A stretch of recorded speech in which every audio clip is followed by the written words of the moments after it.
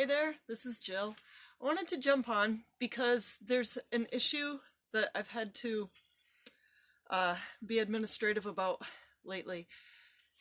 But I want to speak to it because it is important.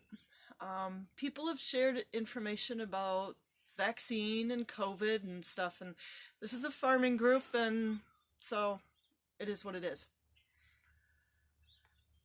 But that said, there's also a lot of good reasons why it's good to look into. And so what I want to talk about today is soil. This stuff here, I'm in the greenhouse so I can actually get my hands in it right now. This week I'm going to be doing a soil test on my garden now that it's thawed enough that I can actually dig down deep enough to get what I need to do that. I highly recommend Logan Labs. Rachel Jameson shared a link to their testing because they give you a really good profile, and there's people around that can help you read it. But it's really good because it tells you all the stuff in your soil, not just the NPK that is kind of useful, but soil's really super complex. When we learned about seed saving, we learned that when you save the seeds in your garden, those seeds are adapted to be strong and resilient in your little microclimate. They know how to handle the water in your little microclimate and the amount of sunshine and what's going on in the soil. When you bring in seeds from the outside and you listen to the fertilizers that they tell you to put on, it's a chemical concoction that addresses 3 of the elements. I forget what all NPK stands for. I know it's phosphorus and potassium and nitrogen. Those 3. That's it.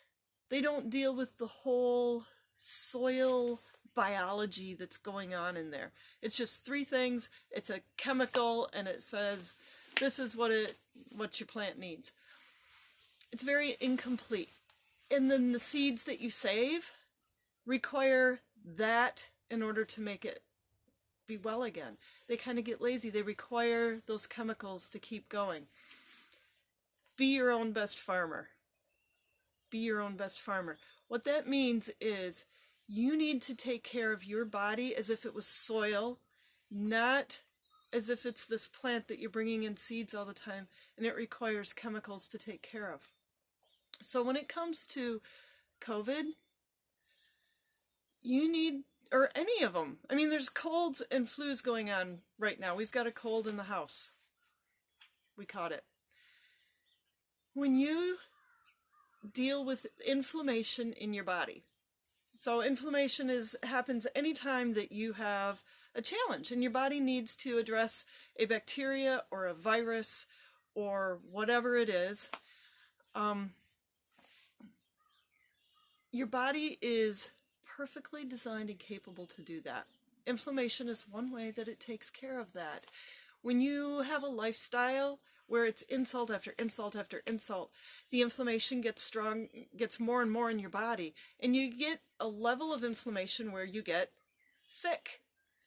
And when you get to the point where they have a name for it, you are really sick. Really, really sick. In the understanding of Ayurveda and these really old Chinese medicine, these really old life sciences. So having a good lifestyle, and I'm talking like this is the mountaintops, right? Not specifically how. But when you address the food that you eat, so when you're eating the food that you grow, you're taking care of your soil. And a lot of that means that you're eating meat and vegetables, not so much the grains, because grains are really hard to grow on the homestead. To be perfectly honest, they're a whole nother level. Take care of the soil of you by feeding yourself your good food. Going to bed at night. That's how you make sure that your system isn't full of inflammation so that you are really vulnerable to whatever comes down the pike. Of which, honestly, COVID has been around for a long time. And there's a lot of other things out there that are way more deadly that you can pick up like, I won't go into them, but be your own best farmer. And then you have tools to take care of yourself when you get sick. I encourage you to look into the vaccines. If you find anything by Dr. Sherry Tenpenny, it's really good.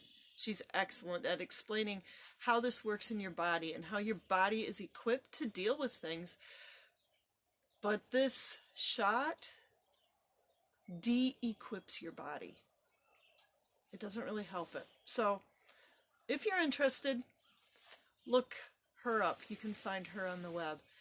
Zach Bush is a doctor who's done a lot of talking about viruses and things and has a lot of good information out there. But taking care of the soil of you is essential. Understanding what's going on with this thing is good, because you realize that more and more and more, being your own best farmer is the only way to be. If you want to be strong and healthy, you're building a healthy farm, a healthy homestead, and you're out here so that you can be more self-sufficient. You can have fun and have joy in your life. You can have good, healthy food to eat.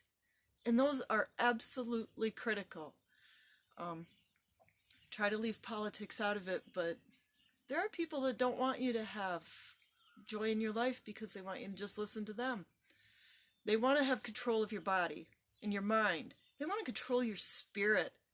You listen to Sherry Tenpenny and you understand that. They want to control your spirit. These are not good entities that are behind this. So take some time to understand what's going on. And then learn how to be your own best farmer. This is what I do because I wasn't my own best farmer for forever. And life wasn't always full of joy, even growing our own food. But I've learned this, and that's what I turn around and I want to help other people do too. Mark's all about helping people farm. That's why we started Anyone Can Farm. And he does his talk every night on YouTube so that people can come along. He also does consulting. We've got video courses on the website. All these things to help people learn how to raise your own food, be self-sufficient, be stronger, be healthier, take care of yourself. So, thoughts from the greenhouse today. Have a great and abundant day. Hope to see you around.